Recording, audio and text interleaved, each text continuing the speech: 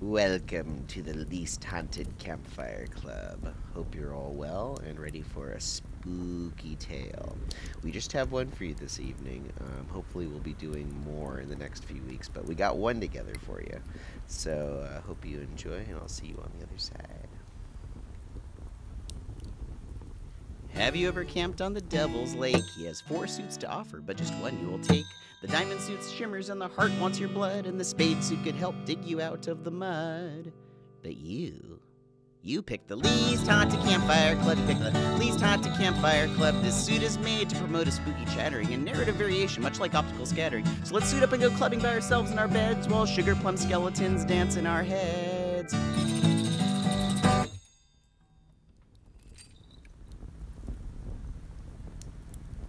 This one is called Ancient Lights.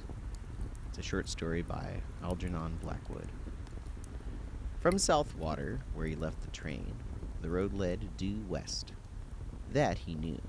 For the rest, he trusted to luck, being one of those born walkers who dislike asking the way. He had that instinct, and as a rule, it served him well. A mile or so due southwest along the sandy road till you come to a stile on the right, then cross the fields. You'll see the red house straight before you. He glanced at the postcard's instructions once again, and once again he tried to decipher the scratched-out sentence, without success. It had been so elaborately inked over that no word was legible. Inked-out sentences in a letter were always enticing. He wondered what it was that had been so carefully obliterated. The afternoon was boisterous, with a tearing, shouting wind that blew from the sea across the Sussex Weald. Massive clouds with rounded, piled-up edges cannoned across gaping spaces of blue sky. Far away the line of downs swept the horizon like an arriving wave. Chanctonbury Ring rode their crest, a scudding ship hull down before the wind. He took his hat off and walked rapidly, breathing great draughts of air with delight and exhilaration. The road was deserted. No horsemen, bicycles, or motors, not even a tradesman's cart, no single walker. But anyhow, he would never have asked the way. Keeping a sharp eye for the stile, he pounded along, while the wind tossed the cloak against his face and made waves across the blue puddles in the yellow road. The trees showed their underleaves of white. The bracken and the high noon grass bent all one way. Great life was in the day. High spirits and dancing everywhere. And for a Croydon surveyor's clerk just out of an office, this was like a holiday at the sea. It was a day for high adventure, and his heart rose up to meet the mood of nature. His umbrella, with silver ring, ought to have been a sword. His brown shoes should have been top boots with spurs upon the heels. Where hid the enchanted castle and the princess with the hair of sunny gold? His horse? The stile came suddenly into view and nipped adventure in the bud. Everyday clothes took him prisoner again. He was a surveyor's clerk, middle-aged, earning £3 a week, coming from Croydon to see about a client's proposed alterations in a wood, something to ensure a better view from the dining room window. Across the fields, perhaps a mile away, he saw the red house gleaming in the sunshine. And resting on the stile a moment to get his breath, he noticed a copse of oak and hornbeam on the right. Aha! He told himself. So that must be the wood he wants to cut down to improve the view. I'll have a look at it. There were boards up, of course, but there was an inviting little path as well. I'm not a trespasser, he said. It's part of my business, this is. He scrambled awkwardly over the gate and entered the copse. A little round would bring him to the field again. But the moment he passed along the trees, the wind ceased shouting, and a stillness dropped upon the world. So dense was the growth that the sunshine only came through in isolated patches. The air was close. He mopped his forehead and put his green felt hat on. A branch knocked it off once again, and as he stooped, an elastic twig swung back and stung his face. There were flowers along both edges of the little path. Glades open on either side, ferns curved up in damper horns, and the smell of earth and foliage was rich and sweet. It was cooler here. What an enchanting little wood, he thought, turning down a small green glade where the sunshine flickered like silver wings. How it danced and fluttered and moved about. He put a dark blue flower in his buttonhole. Again, his hat, caught by an oak branch as he rose, was knocked off his head, falling across his eyes, and this time he did not put it on again. Swinging his umbrella, he walked on with uncovered head, whistling rather loudly as he went. But the thickness of the trees hardly encouraged whistling, and something of his gaiety and high spirits seemed to leave him. He suddenly found himself treading circumspectly and with caution. The stillness in this wood was peculiar. There was a rustle among the ferns and leaves, and something shot across the path 10 yards ahead, stopped abruptly in an instant with head cocked sideways to stare, then dived again beneath the underbrush with the speed of a shadow. He startled like a frightened child, laughing the next second that a mere pheasant could have made him jump.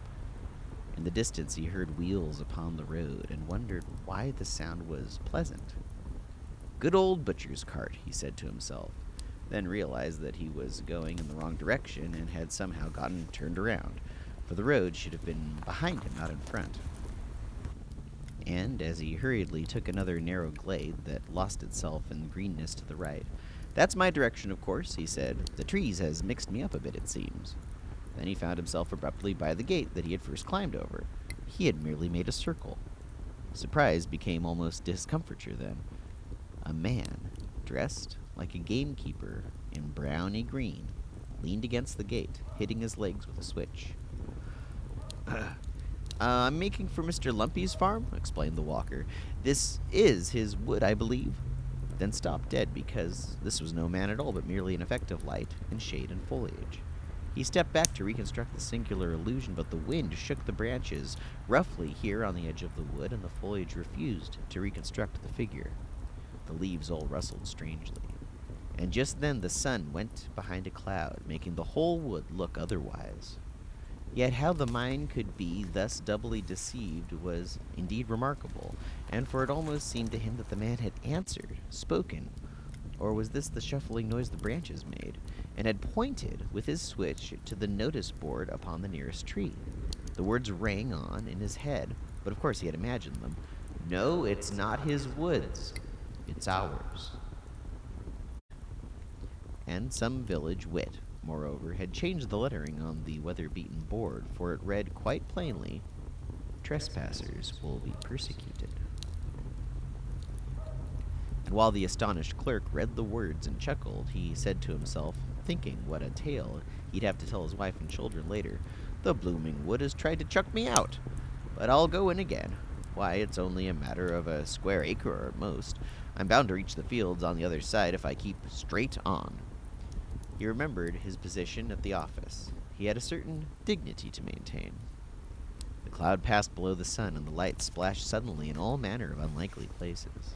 The man went straight on. He felt a touch of puzzling confusion somewhere. This way the copse had of shifting from sunshine to shadow doubtless troubled his sight a little. To his relief at last, a new glade opened through the trees and disclosed the field with a glimpse of red house in the distance at the far end.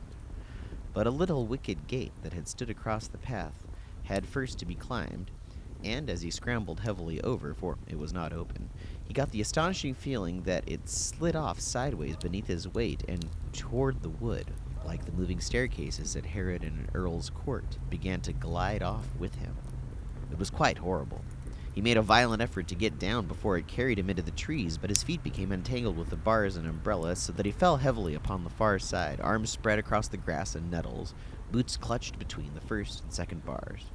He lay there a moment like a man crucified upside down, and while he struggled to get disentangled, feet, bars, and umbrella formed a regular net, he saw the little man in browny green go past him with extreme rapidity through the wood. The man was laughing.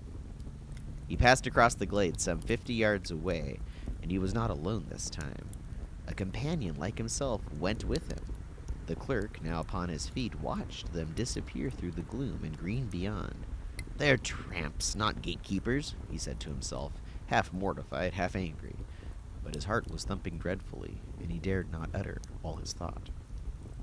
He examined the wicket gate, conceived it was a trick gate somehow, then went hurriedly on again, disturbed beyond belief to see the glade no longer open into fields, but curved away to the right. What in the world had happened to him? His sight was so utterly at fault. Again, the sun flamed out abruptly and lit the floor of the wood with pools of silver, and at the same moment, a violent gust of wind passed shouting overhead. Drops fell clattering everywhere upon the leaves, making a sharp pattering as of many footsteps. The whole copse shuddered and went moving. Rain, by George, thought the clerk, and, feeling for his umbrella, discovered that he had lost it. He turned back to the gate and found it lying on the farther side. To his amazement, he saw the fields at the far end of the gate, the red house, too, ashine in the sunset. He laughed then, for, of course, in his struggle with the gate, he had somehow gotten turned around. He had fallen back instead of forwards. Climbing over, this time quite easily, he retraced his steps. The silver band he saw had been torn from the umbrella. No doubt his foot, a nail or something, had caught it and ripped it off. The clerk began to run. He felt extraordinarily dismayed.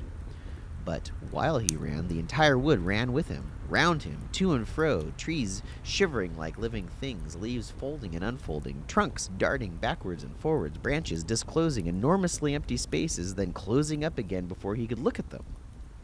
There were footsteps everywhere, and laughing, crying voices, and crowds of figures gathering just behind his back till the glade he knew was thick with moving life.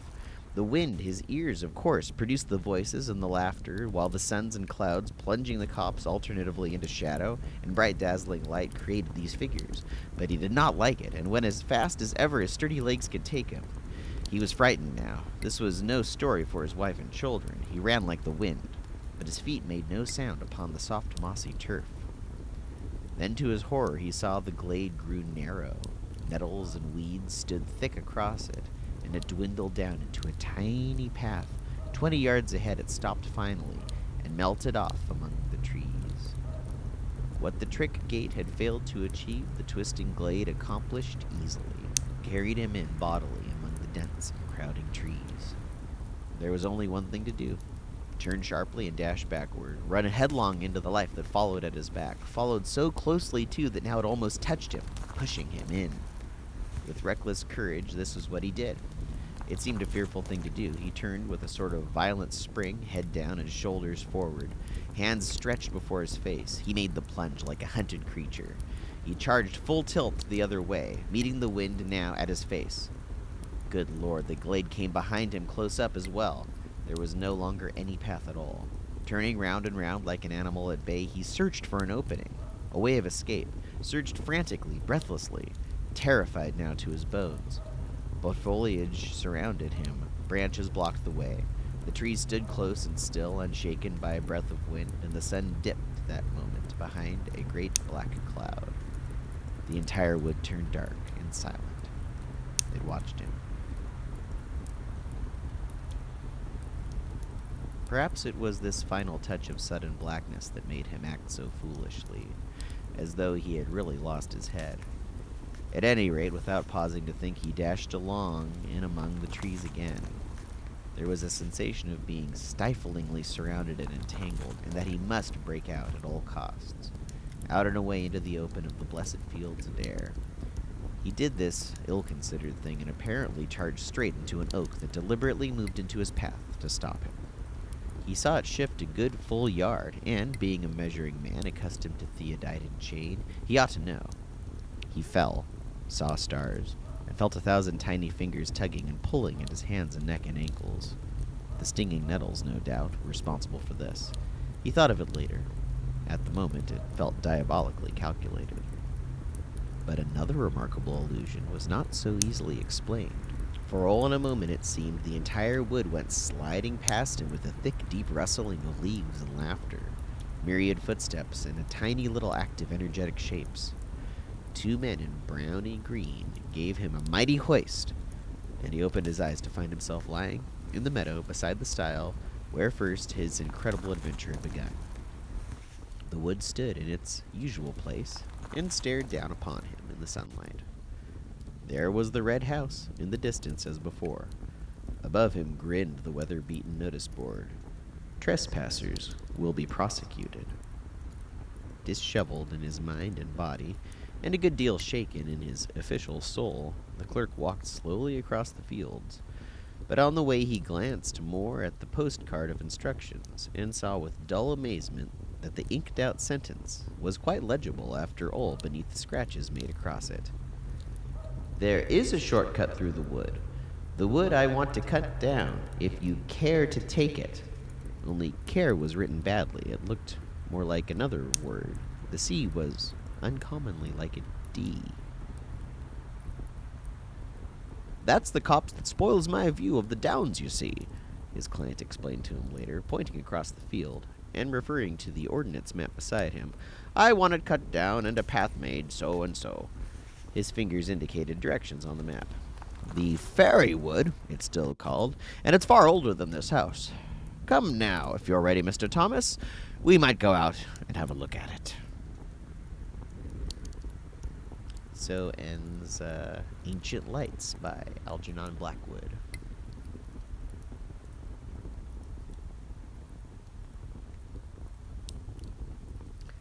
Well, that was a spooky story, wasn't it? Oh, indeed, yes it was. These aren't digging for bones. What am I saying it like that for? Anyway, this is the outro.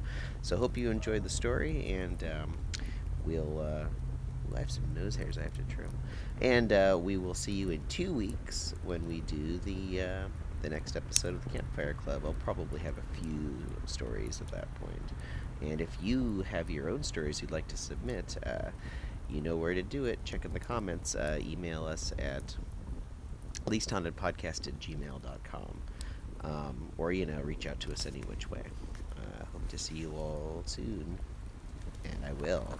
Actually, you'll see me. I won't see you at all. All right. Good night, everybody.